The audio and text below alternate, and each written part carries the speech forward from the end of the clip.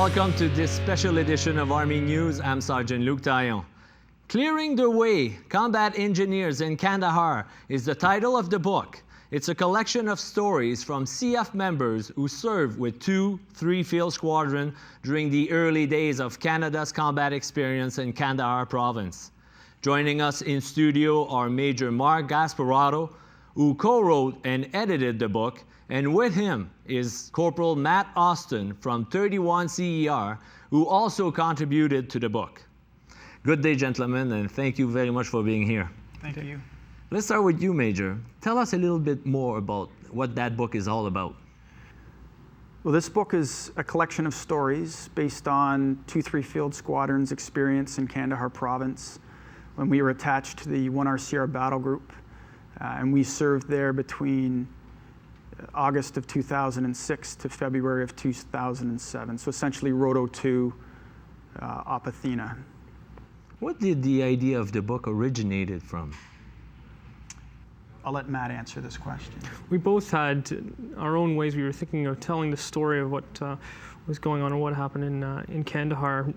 Major Gasparotto was looking at the war diary aspect for the squadron, and I was thinking pursuing my own on-the-ground approach to writing the story.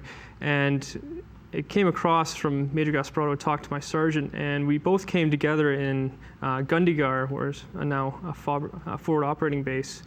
And we decided at that point that we would contribute together to telling the story of 2-3 Field Squadron. Talking about contribution, let's talk about the contributor. Who are they, and what trade, what rank? There are 13 members of the squadron who decided to write.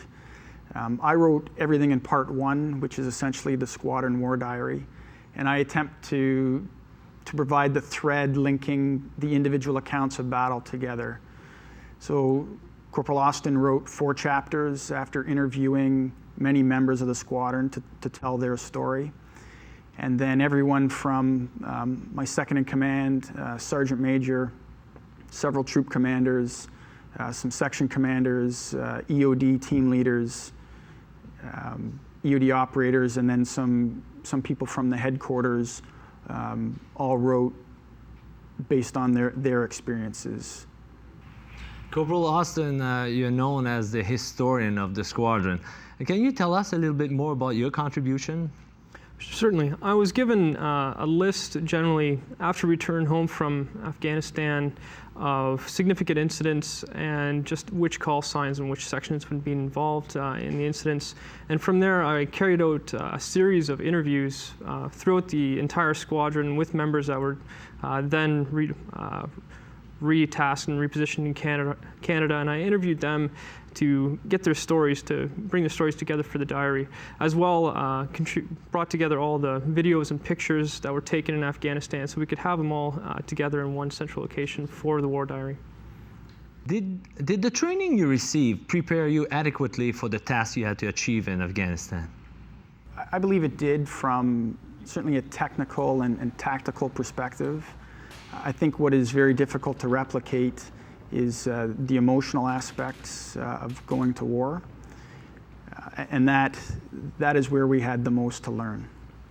Yes, I felt that once you were on the ground, certainly your emotions, and it becomes an internal battle as well, to how hard you're being pushed and how much you're pushing yourself. So certainly the training prepared you for your job at hand, but then you prepared yourself mentally when you were on the ground to deal with what you're seeing, what you're doing.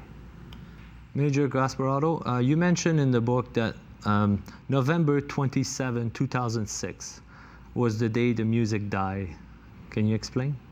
Well, that's the day that Chief Warrant Officer Bobby Girard and Corporal Albert Storm were killed by a suicide bomber. They were the last casualties to be taken by the battle group.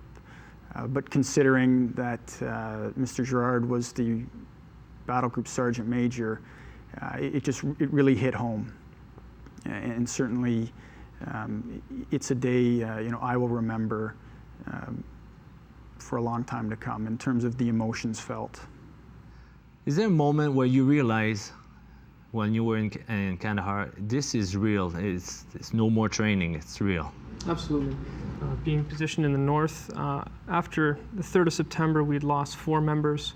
On the 4th of September, we lost another member in Panjwai.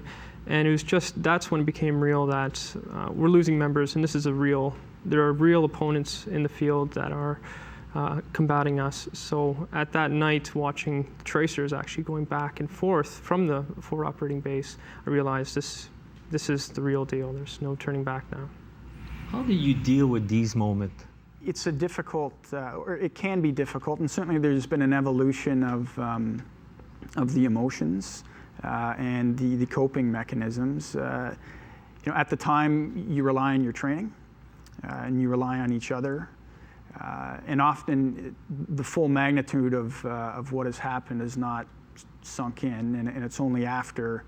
In the safety and confines of your home back in Canada that some of these things surface. I think it's important to talk about it. I think we're much better at that now. And certainly this book is a reflection of that need or desire to tell the story. What would you say was your worst moment? Well, the loss of Sergeant Shane Stashnik from a squadron perspective was definitely the low point of the tour. We had many other casualties taken as well. So it's very difficult to deal with that. And it's also very difficult to see your soldiers continue to struggle. So without question, that was the most difficult thing for me. What about you, Corporal? For being in the field, under the chain of command, it was certainly the struggle of continuing forward and just trying your best to live as best you can in the field, to survive as best you can in the field, and always remember your training. So it was long hours behind the gun in the incredible heat, very stressed that there are enemy combatants in the area, and certainly not wanting to let your guard down. And it's just a survival mechanism that it's very stressful. The mission has to go on. Mission must go on.